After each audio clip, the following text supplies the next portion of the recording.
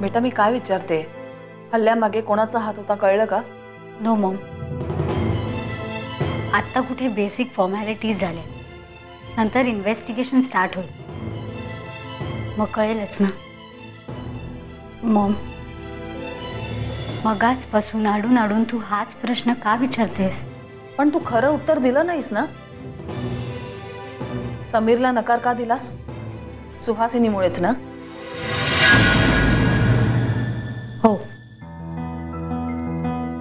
उगाच माझ्यामुळे त्यांच्या घरात फूट नको पडायला. पण सुहासिनी तर या लग्नाला पहिल्यापासूनच विरोधात होती, मग आजच हा निर्णय का घेतलास? या हल्ल्यामागे सुहासिनी सूत्रधार आहे हे कळल्यानंतर का? बेटा मी अडाणी नाहीये, वरून ताकभात ओळखता येतो मला. नो मॉम,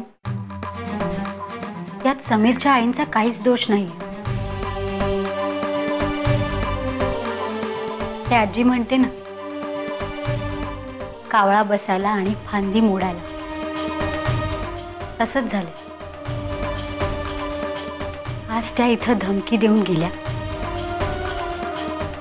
आणि नेमका राहुलने माझ्यावर अटॅक केला. मॉम, तुला माहितीये, तो माणूस मला राहुल आणि संदीप म्हणून पण त्रास देत होता. आणि लग्नाचं म्हणशील तर आज ज्या प्रकारे त्यांनी विरोध दर्शविलाय ना, त्यामुळेच मी हा निर्णय घेतला.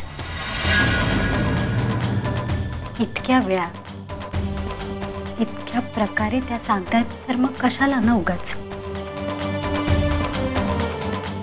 नाती अशी बळजबरीने जोडता येत नाहीत ना.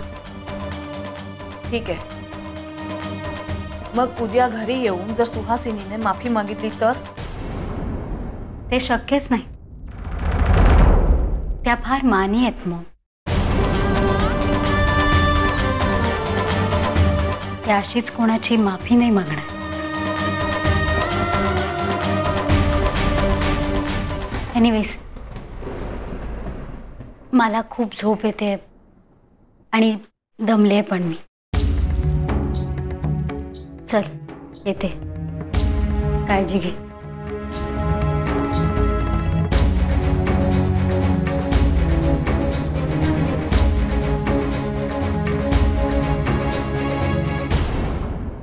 तिने जर कमिशनरकडे येऊन सांगितलं नसतं की तिला तुझ्या विरुद्ध कुठलीही तक्रार नाही, तर आता या क्षणाला तू जेलमध्ये असतीस. आणि मी सुद्धा काही करू शकलो नसतो. रंगमा